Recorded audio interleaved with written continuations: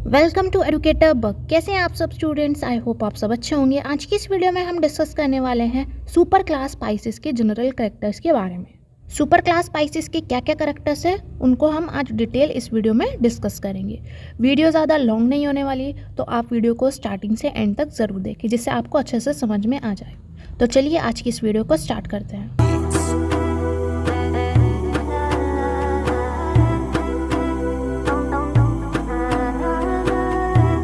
Super class spices. Spices word को अगर हम देखिए, ये लैटिन वर्ड है जिसका मतलब होता है फिश। तो क्या है? स्पाइसेस का मतलब है फिश। तो हमें फिशेस के ही कैरेक्टर्स अच्छे से पढ़ने हैं। आप सब स्टूडेंट्स ने फिश तो ज़रूर देखी होगी। जिसने फिश देखी है वो कमेंट में फिश का इमोजी ज़रूर दें। फिशेस जो है वो क्या है? ट्रूली जॉड वर्टिब्रेट्स हैं। ट्रूली जॉड वर्टिब्रेट्स कहने का मतलब है इनमें वर्टिब्रेट कॉलम तो प्रेजेंट रहेगी और इनमें ट्रू जॉ प्रेजेंट रहते हैं, जिस वजह से हम इनको क्या कहते हैं? ट्रूली जॉड वर्टिब्रेट्स कहते हैं। तो एक एक करके हम इनके कैरेक्टर्स को डिस्कस करते हैं। They are found in fresh marine and brackish water. जो फिशेज है हमें पता है कहाँ पे पाई जाएंगी, ये पानी में ही पाई जाएंगी, पानी से बाहर तो रह नहीं सकती। तो जो फिशेज का हैबिटेट क्या है? वो वाटर ही है, तो वाटर में ही ये पाई जाएंगी। तो कौन कौन से वाटर में हमें देखने को मिलती हैं? फ्रेश वाटर में देखने को मिलती हैं, मैराइन वाटर में और ब्रैकिश वाटर में। फ्रेश वाटर कहने का मतलब होता है जैसे रिवर्स, पूल्स हो गए, यहाँ पे सॉल्ट की कॉन्सेंट्रेशन कम होती है।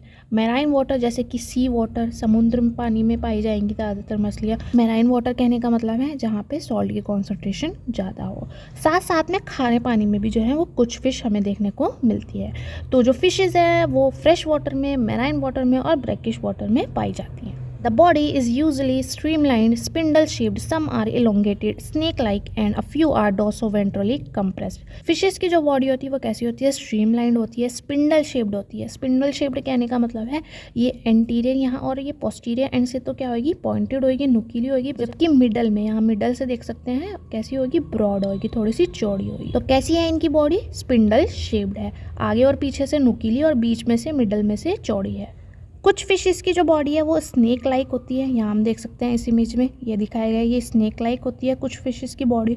और कुछ जो फिशेस हैं उनकी जो बॉडी है वो डॉर्सोवेंट्रली कंप्रेस्ड रहती है। कहने का मतलब है डॉर्सल और वेंट्रल सरफेस से, डॉर्सल और वेंट्रल सरफेस से कैसी होगी? कंप्रेस्ड होगी, दबी हुई होगी। The body is divided into head, trunk and tail. अब जो फिशेस की बॉडी होती है वो 3 रीजन में डिवाइड होती है। जैसा कि हम यहाँ देख सकते हैं ये 3 रीजन में डिवाइड है। ये हेड रीजन है, ये वाला ट्रंक रीजन है और ये क्या है? ये टेल रीजन है। तो फिशेस की जो बॉडी है वो हेड, ट्रंक और टेल में डिवाइड रहती है। The body is covered with thick-seated scales which helps by providing protection to the internal organs.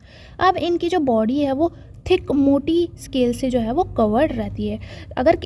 अगर आप में से किसी ने फिशेस को टच करा होगा तो आपने देखा होगा उसकी जो बॉडी है, उसकी जो सरफेस है वो हमें कैसे दिखती है? खुरदुरी सी स्केल्स जैसे हमें देखने को मिलती है। यहाँ हम देख सकते हैं छोटे छोटे से क्या हैं? ये स्केल्स हैं, ठीक है ना।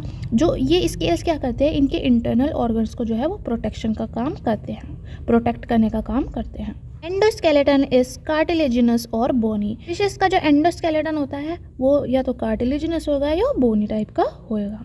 बोनी कहने का मतलब है इनका जो एंडोस्केलेटन है वो बोन्स के फॉर्म में रहेगा और कार्टिलेजिनस कहने का मतलब है बोन से सॉफ्ट होएगा और जो मसल्स हैं उनसे थोड़ा हार्ड रहेगा। उसे हम क्या कहते हैं? कार्टिलेजिनस एंडोस्केलेटन कहते हैं। दे मे बी हर्बीवोर्स और कार्निवोर्स।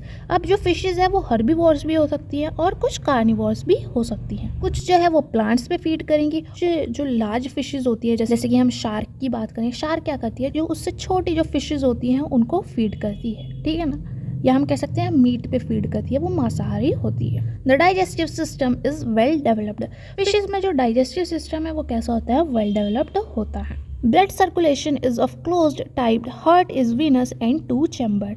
इनमें जो ब्लड सर्कुलेशन है वो कैसा होता है? क्लोज टाइप का होता है। क्लोज टाइप कहने का मतलब होता है इनमें जो ब्लड है वो डेफिनेट वेसल्स में ही फ्लो करता है। इनका जो हार्ट है वो कैसा होता है? वीनस होता है और 2 चैम्बर्ड होता है। They are cold blooded organisms. जो फिशेज हैं वो कैसी होती हैं? कोल्ड ब्लडेड होती हैं। कोल्ड ब्लडेड ऑर्गेनिज्म कहने का मतलब होता है वे ऑर्गेनिज्म जो कि अपने बॉडी टेम्परेचर को इन्वायरमेंट के अकॉर्डिंग चेंज कर लेते हैं, उन्हें हम क्या कहते हैं? कोल्ड ब्लडेड ऑर्गेनिजम्स कहते हैं। तो फिशेज क्या है? कोल्ड ब्लडेड है, वो अपने बॉडी टेम्परेचर को इन्वायरमेंट के अकॉर्डिंग चेंज कर लेती हैं। ये थॉट आपके दिमाग में ज़रूर आया कि जो फिशेज हैं वो हमेशा वाटर में रहती है, चाहे सर्दी हो, गर्मी हो, बरसात हो, उनका जो हैबिटेट है वो क्या है? वाटर ही है। तो वो किस तरह तरह से सर्वाइव करती है, क्योंकि ये अपने बॉडी टेम्परेचर को इन्वायरमेंट के अकॉर्डिंग चेंज कर लेती हैं, इसीलिए सर्वाइव कर पाती है। जब समर आती है तो वो उसके अकॉर्डिंग अपने बॉडी टेम्परेचर को मेंटेन कर लेती हैं, जब सर्दी आती है उसके अकॉर्डिंग मेंटेन कर लेती है, तो ये इस तरह से सर्वाइव कर पाती है। इसी वजह से हम इन्हें कोल्ड ब्लडेड ऑर्गेनिज्म कहते हैं। आई होप इतने करेक्टर्स आपको अच्छे से समझ में आ गए होंगे। यहाँ तक की वीडियो आपको अच्छी लग रही है तो वीडियो को थम्स अप ज़रूर दे दें, और आने वाली जो वीडियो है वो आपको किस टॉपिक्स पे चाहिए वो मुझे कमेंट में ज़रूर बता दें। Organs of respiration are gills. Fishes में जो रेस्पिरेशन के लिए कौन से ऑर्गन्स होते हैं वो होते हैं गिल्स। इनको सांस लेने में कौन मदद करते हैं? गिल्स मदद करते हैं। तो गिल्स ही क्या है? इनके रेस्पिरेटरी ऑर्गन है। ये हम देख सकते हैं ये गिल्स प्रेजेंट है, जो कि क्या है? इनके रेस्पिरेटरी ऑर्गन है, जो कि इसको सांस लेने में हेल्प करते हैं, रेस्पिरेशन में हेल्प करते हैं। ये गिल्स जो है वो गिल कवर से जो है वो कवर्ड रहते हैं। Locomotion by paired pectoral and pelvic fins along with median dorsal and caudal fins, supported by true dermal fin rays. Muscular tail used in propulsion. Locomotion के लिए इनमें क्या प्रेजेंट रहता है? एक पेयर इनमें पेक्टोरल फिन्स प्रेजेंट रहता है, जैसा कि हम देख सकते हैं ये क्या है? पेक्टोरल फिन है, जो कि फिश को लोकोमोशन में हेल्प करता है। साथ साथ में एक पेयर पेल्विक फिन प्रेजेंट रहता है, ये हम देख सकते हैं ये पेल्विक फिन है। और साथ साथ में हमें डॉर्सल फिन देखने को मिलता है, ये क्या है? ये डॉर्सल फिन है। और ये क्या है? कॉडल फिन है। तो ये सभी के सभी फिन्स जो हैं वो फिश को लोकोमोशन में हेल्प करते हैं। साथ साथ में हम देख सकते हैं फिश में टेल प्रेजेंट रहती है, कि इनको प्रोपल्सन में हेल्प करती है। The lateral line system is well developed. It functions as a sensory organ to sense the disturbance in the nearby environment. अब फिशेस में जो है वो लेटरल लाइन सिस्टम वो जो है वेल डेवलप्ड होता है, बहुत अच्छे से विकसित होता है। यहाँ हम देख सकते हैं इसे, ये हम देख सकते हैं ये क्या दिख रही है? हमें लाइन से दिख रही है, तो इसे ही हम क्या कहते हैं? लेटरल लाइन सिस्टम कहते हैं।